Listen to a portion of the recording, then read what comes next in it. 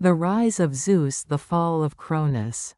After the defeat of Uranus, Cronus ascended as the supreme ruler of the cosmos, ushering in a new era for the universe. At first, everything seemed perfect, peace reigned, and the Titans under his rule began to shape the world. The earth flourished with rivers, forests, and fertile lands. The seas expanded, and the skies above stretched endlessly, a perfect reflection of the harmony that Cronus sought. But despite all of this, Cronus was haunted by the shadow of his father, Uranus, and his own rise to power. Uranus, terrified of his children's potential to overthrow him, had imprisoned them deep within the earth. This had been an act born of paranoia, one that led to his eventual downfall. Cronus, observing this, began to fear that the same fate could befall him. Although he had defeated Uranus, the fear of being usurped by his own offspring consumed him. The gods of the new generation were powerful, and the Titans were formidable. Cronus felt vulnerable, his strength was unmatched, but the very existence of his children posed a potential threat to his rule. With this fear festering in his heart, Cronus took drastic action.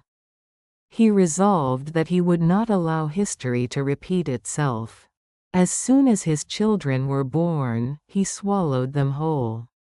His firstborn, Hestia, disappeared into his stomach, and so did the others, Hera, Demeter, Poseidon, and Hades, each of them falling victim to their father's fear. One by one, the children of Cronus were devoured, their cries unheard, as they were swallowed by the dark abyss of their father's body.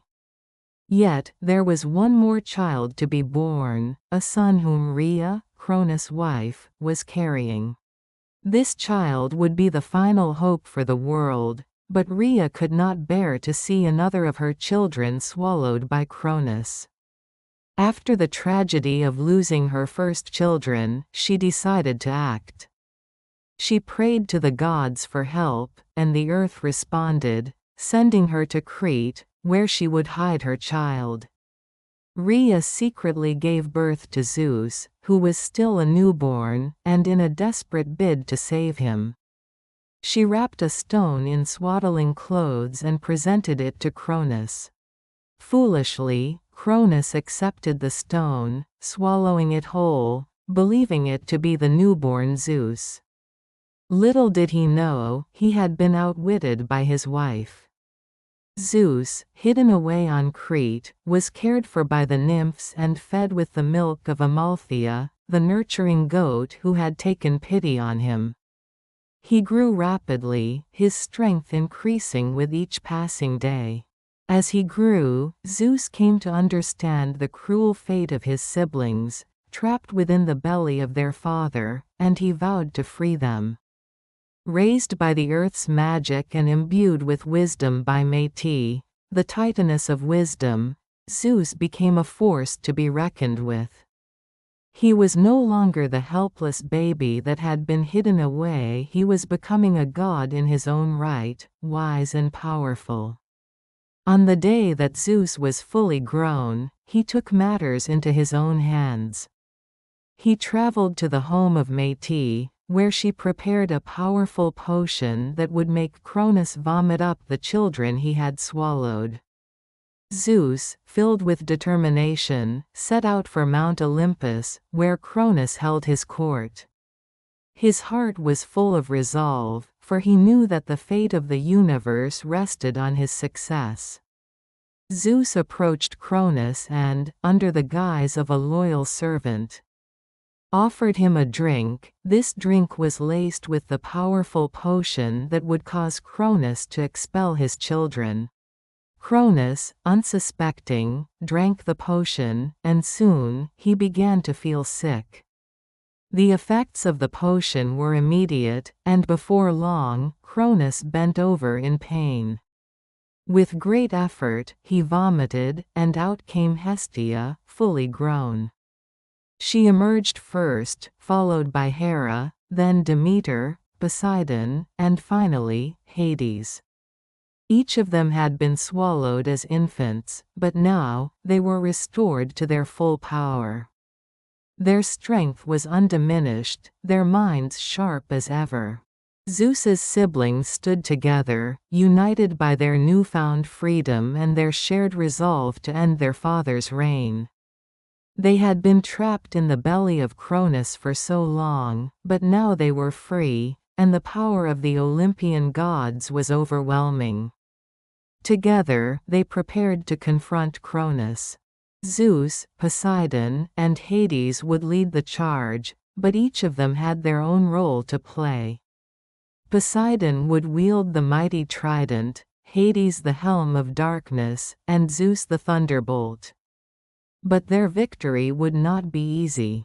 The Titans, powerful and relentless, still fought fiercely to protect their ruler, Cronus. Their numbers were vast, and their strength was unmatched by many. The battle raged on for what seemed like an eternity. It was a war that would shake the very foundations of the earth. In the midst of the battle, Zeus called upon the Cyclops, ancient beings known for their mastery of smithing. The Cyclops had long been imprisoned by Cronus, but now, they were freed by Zeus and his siblings. As a token of gratitude, the Cyclops forged powerful weapons for the gods: a thunderbolt for Zeus, a trident for Poseidon, and a helmet of invisibility for Hades. With these new weapons in hand, the Olympians gained the upper hand. The tide of the battle shifted. The Titans, though strong, could not withstand the power of the Olympians and their new weapons. With each strike, the Olympians pressed their advantage, pushing the Titans back.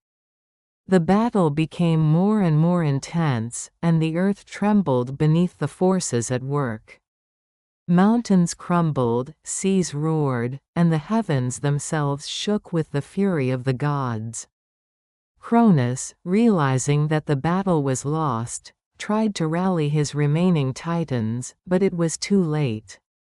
The Olympians, with their newfound strength, overwhelmed their foes. With a final, powerful strike, Zeus hurled his thunderbolt at Cronus, and the Titan king fell to the ground. His reign of terror had come to an end. As the Titans were cast into the depths of Tartarus, Zeus and his siblings stood victorious. The war was over, and the Olympians had triumphed. The universe was theirs to rule. But even as they celebrated their victory, they knew that their reign would not be without challenges.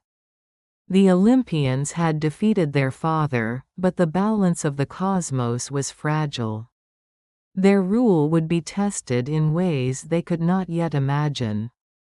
With the fall of Cronus, Zeus ascended to his throne as the supreme ruler of the gods. Poseidon claimed the seas, Hades took the underworld, and Hera became the queen of the gods. Demeter presided over the harvest, and Hestia took care of the hearth and the home. Together, they ruled the universe, each in their own domain, but their unity was paramount. The Olympian gods would go on to shape the world in their image, bringing order and justice to the earth, the seas, and the heavens. But even as they ruled, they were not immune to the trials that would come. Fate, ever unpredictable, would continue to challenge them, and the gods would have to confront their own flaws and weaknesses. The rise of Zeus marked the beginning of a new era, but it was a beginning that was far from perfect. The Olympians would face new threats, both from within their own ranks and from external forces that sought to challenge their rule. Yet, with Zeus at the helm, the gods of Olympus would stand united, determined to face whatever trials lay ahead.